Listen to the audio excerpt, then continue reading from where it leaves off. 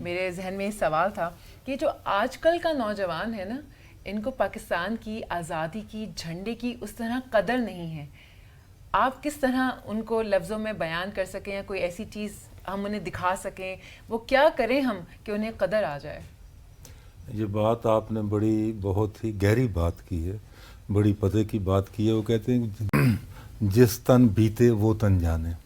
تو وہ جو نسل تھی جس نے قربانیاں دی تھی، آگے آئے تھے، اور یہ جو اب تیسری چوتھی نسل آ گئی، تو یہاں تک آتے آتے وہ چیزیں بھول گئیں ساری، جو نئی نسل کو ہر چند کے کتابوں میں، نصابوں میں پڑھائی جاتی ہیں، بار بار کہا جاتا ہے، آپ بھی اعلان کرتے ہیں، ہم بھی کرتے ہیں، لیکن فیکٹس آر دیئر کہ یہ چیزیں بس اس میں یہ آپ جو کر رہے ہیں یہ کام، یہ اس کا ایک پارٹ ہے کہ اس سے آپ ان کے ذہنوں میں دوبارہ ڈال رہے ہیں. 14 اگست جو ہے ان کے دلوں کے اندر دوبارہ اس کو ریوائیو کر رہے ہیں، یاد کرا رہے ہیں کہ یہ دن بھولنے والا دن نہیں ہے.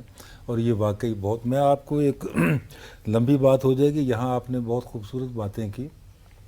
دیکھیے، امید اور مایوسی دو ہی چیزیں ہیں نا. ہم مایوس بڑی جلدی ہو جاتے ہیں، لیکن امید پر اگر ہم دیکھیں تو یہ نہیں ہے کہ پاکستان نے ترقی نہیں کی.